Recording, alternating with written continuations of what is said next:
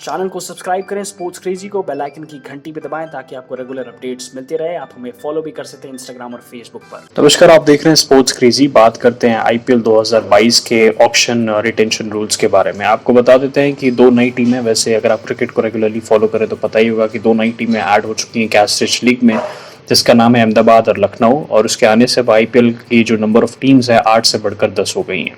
अब 2022 में आप दो नई टीमें देखेंगे, और जब दो नई टीमें आएंगी तो डेफिनेटली उन टीमों में भी प्लेयर्स चाहिए होंगे आपको।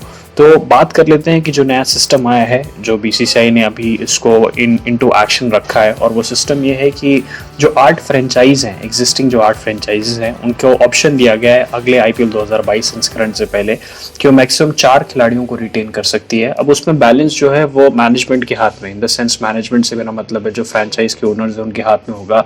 वो कॉम्बिनेशन ये हो सकता है, या तो वो 2 इंडियन प्लेयर्स के साथ जा सकते हैं, 2 ओवरसीज प्लेयर्स को रिटेन कर सकते हैं, या फिर वो 3 इंडियन प्लेयर्स को रिटेन कर सकते हैं और 1 ओवरसीज प्लेयर्स को रिटेन कर सकते हैं। ये रूल है एग्जिस्टिंग फ्रेंचाइजेस के लिए, जो 8 फ्रेंचाइज ऑलरेडी हैं।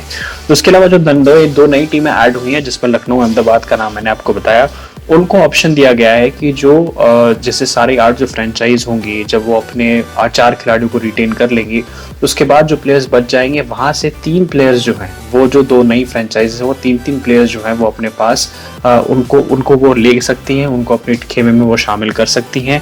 उसके अलावा जो ऑफिशियल डेट है आईपीएल 2022 के ऑक्शन की, वो अभी अनाउंस नहीं किया गया। वो वक्त आने पर अनाउंस किया जाएगा, और जब आएगा तो हम आपको बता देंगे।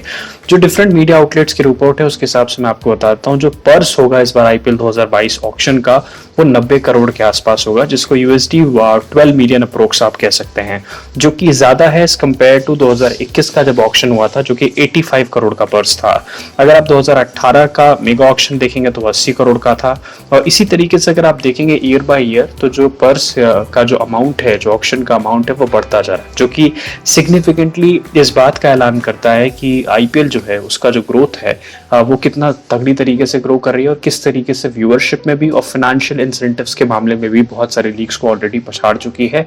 और मुझे लगता है काफी हद तक ये इंटरनेशनल क्रिकेट को भी पछाड़ रही है। उसके बाद हम बात करते हैं कि एक चीज जो हमें यहाँ पर समझना जरूरी है, वो ये है कि जो खिलाड़ियों को रिटेन करना चाहेगी एग्जिस्टिंग फ्रेंचाइज, ये उस खिलाड़ी पर भी डिपेंड करता है कि क्या वो रिटेन होना चाहता है या वो लार्ज प्लेयर के ऑप्शन पूल में जाना चाहता है। तो कंप्लीटली उसकी भी चॉइस होगी। फॉर एग्जांपल, अगर मैं आपको एक छोटा सा एग्जांपल दूं कि अगर आरसीबी चाहती है कि वो डिविलियर्स को रिटेन करे, तो ये डिविलियर्स के ऊपर है कि क्या वो रिटेन होना चाहते हैं या फिर वो लार्ज प्लेयर ऑप्शन के पूल में जाना चाहते हैं। So it's completely a player choice also, ये भी समझ लेते हैं, यहाँ पर भी कोई कंफ्यूजन नहीं होना चाहिए। इसके अलावा मैं आपको एक चीज बता देता हूँ कि आईपीएल की जो 10 टीमें आई हैं, अब जैसे 10 टीमें से ये हो गया कि लखनऊ में जो अटल बिहारी वाजपेयी का स्टेडियम है वो हो गया, अहमदाबाद में नरेंद्र मोदी का स्टेडियम वो हो गया।